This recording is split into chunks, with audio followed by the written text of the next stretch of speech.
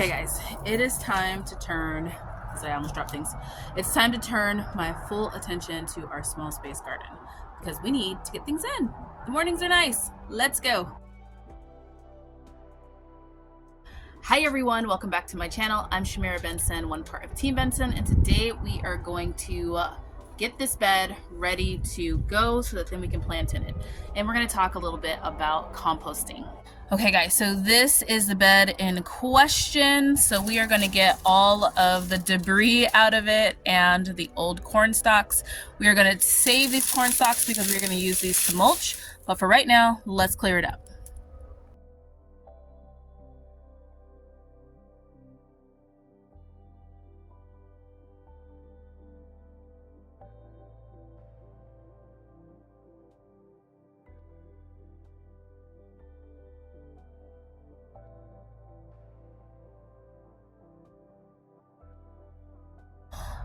So now that we have all of the big stalks off, I'm going to take this first full layer of mulch off too, because as you guys can see, this is mulch. There is a lot of worm castings in it too, but that's okay. We're going to try and just get the mulch, leave mainly the worm castings. Now guys, there is worm castings in this bed because I also have red wiggler worms in this bed. So we are going to feed those. Don't mind my messy back. It looks so messy back there. We are going to feed those with our compost that we have been composting inside with our Vego kitchen composter. Which if you guys haven't seen that video, I'll tag it at the end of this so you guys can check it out. So I now have two ways of composting. One, my compost worm bin, which we will feed that later on too. And then two, this kitchen composter that's providing me things that the worms can eat right now, but won't go bad in the bed. Now guys, I try not to disturb my soil that much, but my grandma gave me this little thingy that before she passed, and she was just like, you just gotta give it a little twirly twirl in there. So I think I'm gonna start doing that because her garden was always amazing. She always had worms and they never seemed to be really that bothered. So I'm just gonna give it a little twirly twirl, and then I'm gonna dig a trench down in there so I can give the worms some food. I can see them all at the top, which means they have already probably eaten everything that was below. So I want to put food as low as possible in there.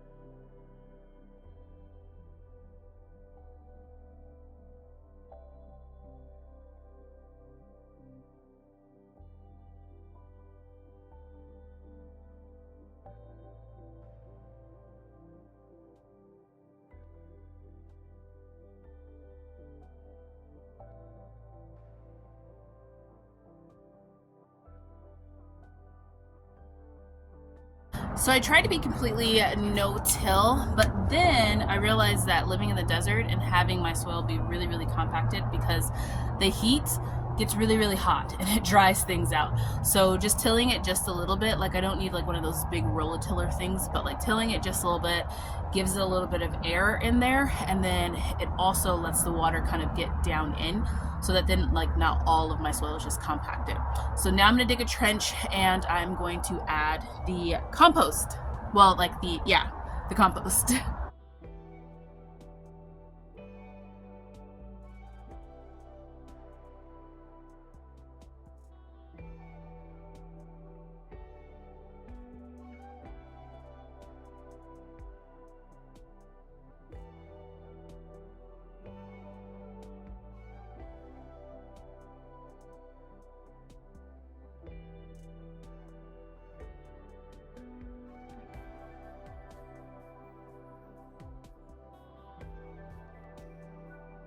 Now guys, my goal was to dig that as deep as possible.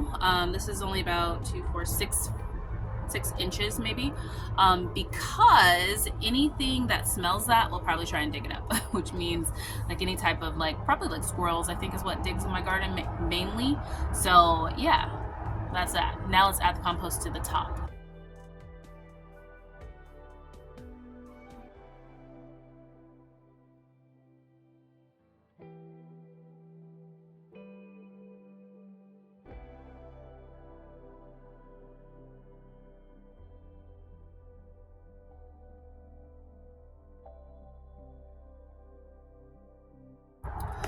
Okay, so why did I choose compost to top this bed off versus bag soil that I use for like that one? And the reason is because this one has a lot of worms in it that need food. And I know that compost is made from this compost is made from the AZ Worm Farm, and they're basically just doing a lot of fruits, vegetables, all that kind of stuff to make their compost.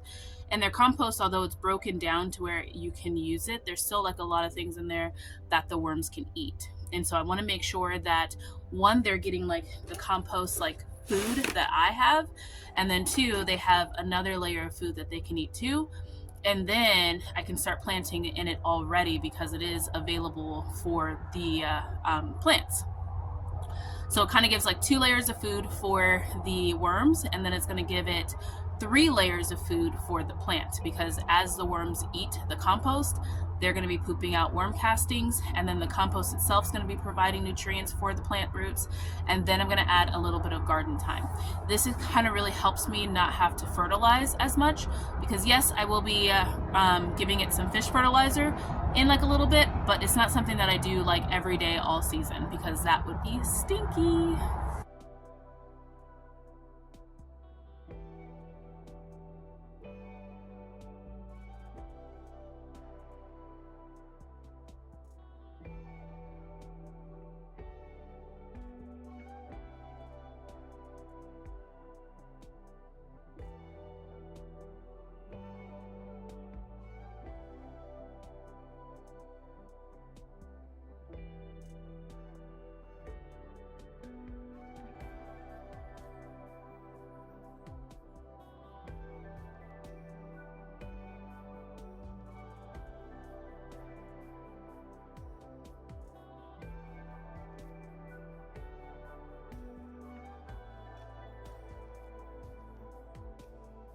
Now guys, as you can see, I did not skimp on the compost over here. This took an entire bag of compost to fill it back up.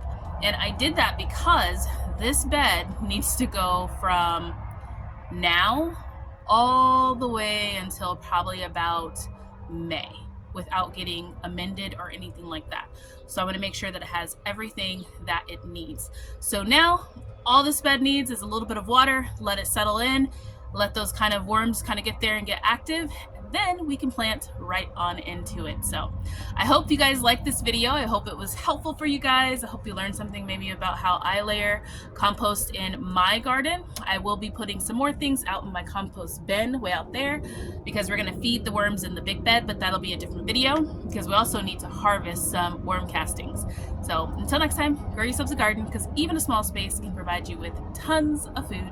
Bye guys.